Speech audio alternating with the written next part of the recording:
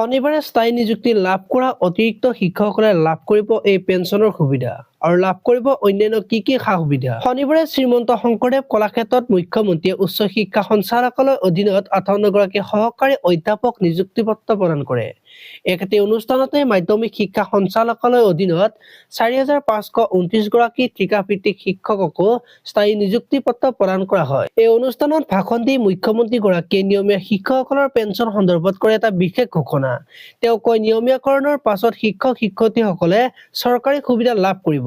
Pension সন্দৰ্ভত মুখ্যমন্ত্ৰীয়ে কয়, 1 এপ্ৰিলৰ পৰা কাৰ্যকৰী হোৱাকৈ ইউপিএছৰ অধীনলৈ নিয়া হ'ব নিযুক্তি লাভ কৰা শিক্ষক-শিক্ষয়িত্ৰীসকলক। ইয়াৰ ফলত 10 বছৰ থকাসকলে এটা নিয়মিত পেঞ্চন লাভ কৰিব, 25 বছৰ চাকৰি কৰা সকলে আন পৰ্যায়ত নিয়মিত পেঞ্চন লাভ কৰিব। মুখ্যমন্ত্ৰীগৰাকীয়ে লগতে কয়, নিয়মীয়া শিক্ষকসকলে লাভ কৰিব মুখ্যমন্ত্ৰীৰ লোকসেৱা আৰোগ্য যোজনা আঁচনিৰ সুবিধা। অনাগত দিনত নিয়মীয়া শিক্ষকসকলে জ্যেষ্ঠতাৰ ভিত্তিত বিভিন্ন বিদ্যালয়ত আপোনালোকে এনেকুৱা ধৰণৰ খবৰসমূহ পাই থাকিবলৈ চেনেলটো ছাবস্ক্ৰাইব কৰি বেল আইকনটো প্ৰেছ কৰি দিব। ধন্যবাদ।